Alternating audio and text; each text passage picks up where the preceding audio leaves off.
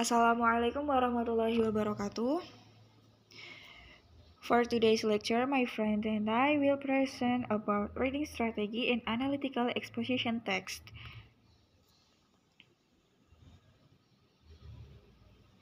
Before we present the material, I will introduce our member of Group 12, namely Sasha Amelia Khairunisa, then Fatihah Nuriski Musdalifah, and last Lita Nala Fadilah.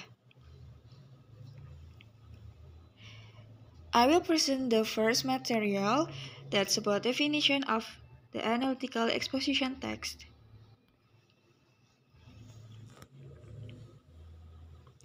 Analytical exposition is a text that elaborates the writer's opinion on phenomena or issues without persuading the readers to do something. This text will only persuade the readers that the phenomena or issues are important or worthy to be discussed by providing the arguments or opinion to support the topic. Analytical adalah teks yang menguraikan pendapat penulis tentang fenomena atau masalah tanpa membujuk pembaca untuk melakukan sesuatu.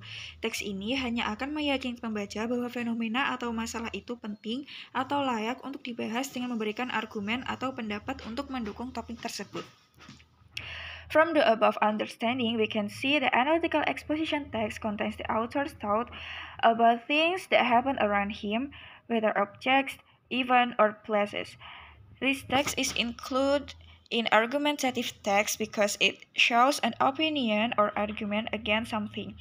Its social function is to convince the reader that the topic presented is an important topic to discuss. You need to remember, the analytical exposition text doesn't try to change the reader's point of view. This text contains purely the opinion of the author. Dari pengertian di atas, kita dapat melihat bahwa teks eksposisi analitis berisi pemikiran penulis tentang hal-hal yang terjadi di sekitarnya, baik benda, peristiwa, atau tempat.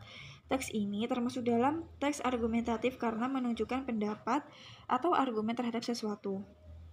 Fungsi sosialnya adalah untuk meyakinkan pembaca bahwa topik yang disajikan merupakan topik yang penting untuk dibahas.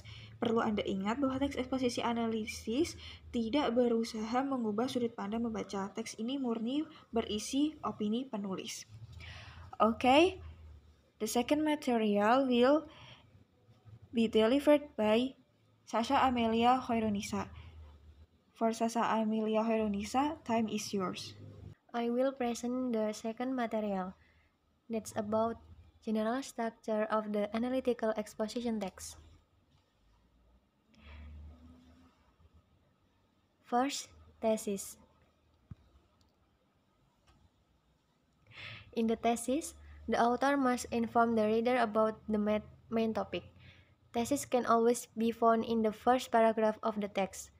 In this section, readers can also see why the author gives an opinion on the topic. Dalam tesis, penulis harus memberitahu pembaca tentang topik utama. Tesis selalu dapat ditemukan di paragraf pertama teks. Pada bagian ini, pembaca juga dapat melihat mengapa penulis memberikan pendapat tentang topik tersebut.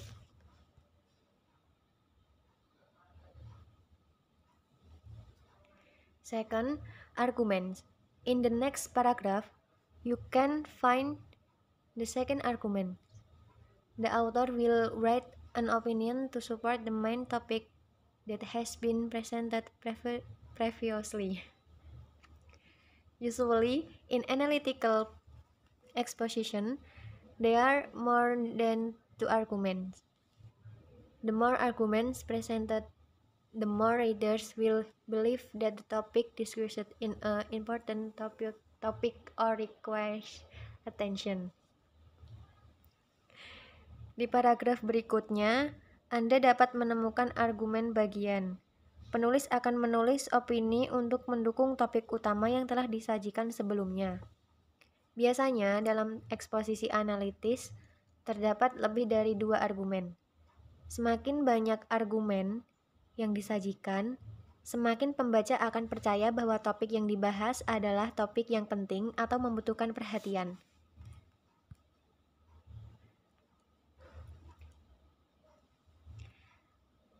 Third, reiteration or conclusion. This section is always located at the end of the text and becomes the closing paragraph of the article. Reiteration contains about reformation, position, and opinion of the author of the main topic. Pada bagian ini, selalu terletak di akhir teks dan menjadi paragraf penutup artikel. Reiteration berisi tentang penegasan kembali posisi dan pendapat penulis tentang topik utama. The third material will be delivered by Lita Nalafadila. For Lita Nalafadila, time is yours. I will present the third material that's about language feature of analytical exposition text.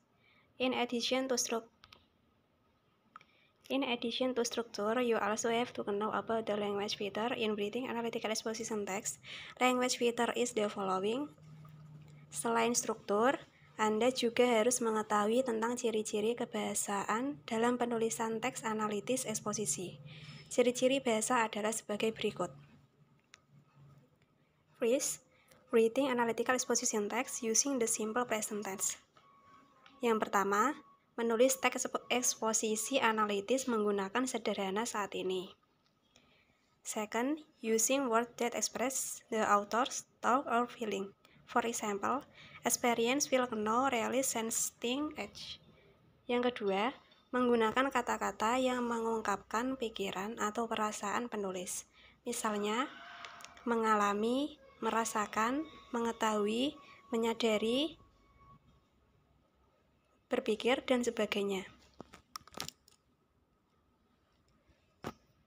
Third, using an internal conjunction is a conjunction that connects the argument between two clauses.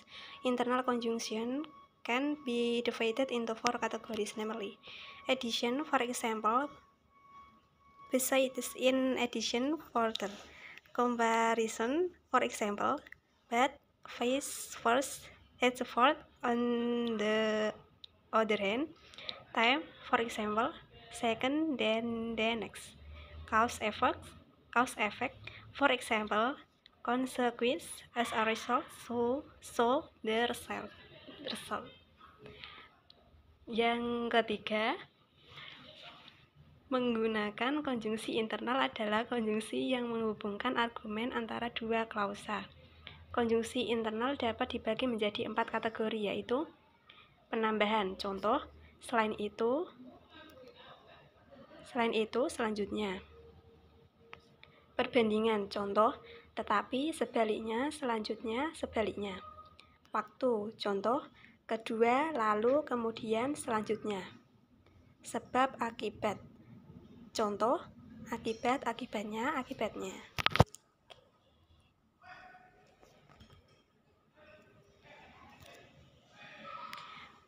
Fourth, using causal conjunction, reason why, or cause and effects.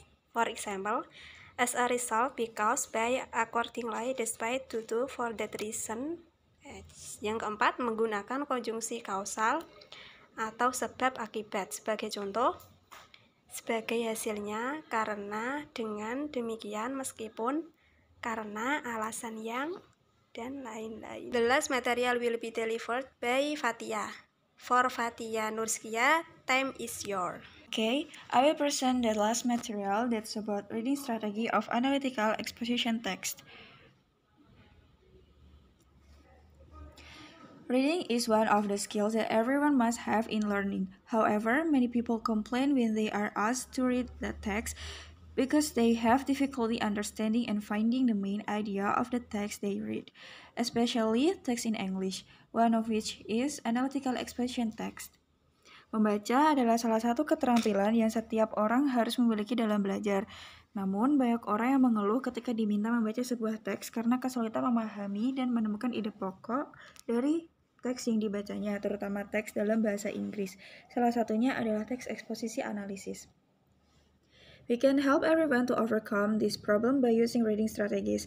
One of the strategies is POSE. That means predict, organize, search, summarize, and evaluate.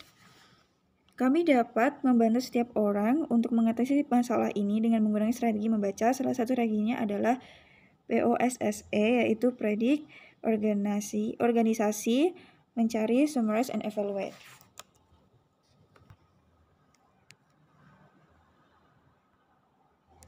This strategy consists of several steps. First, predict. This is done before reading. Everyone predict what is said in the text by looking at the title of the text or with the help of picture. Strategi ini terdiri dari beberapa langkah, yaitu predict. Ini dilakukan sebelum membaca. Setiap orang memprediksi apa yang dikatakan dalam teks dengan melihat judul teks atau dengan bantuan gambar. Second, organize. Is the stage where everyone write their prediction in a diagram. Di tahap ini, di mana setiap orang menulis prediksi mereka dalam diagram. Third, search. Everyone read the text to find out whether their prediction are correct and find the main idea of the text. Semua orang membaca teks untuk mengetahui apakah prediksi mereka benar dan menemukan gagasan utama teks. Fourth, summarize. Everyone summarize all the text main ideas. Semua orang merangkum atau gagasan utama teks. Fifth, evaluate. In this last phase, everyone compare the diagrams they made at the organized stage with after reading them and then discussing them together. Dalam yang terakhir ini, fase semua orang membandingkan diagram yang mereka buat pada tahap perorganisasian dengan setelah membacanya dan kemudian mendiskusikannya bersama.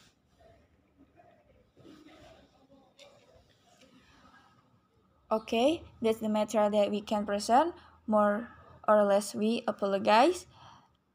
Thank you for your attention. Wassalamualaikum warahmatullahi wabarakatuh.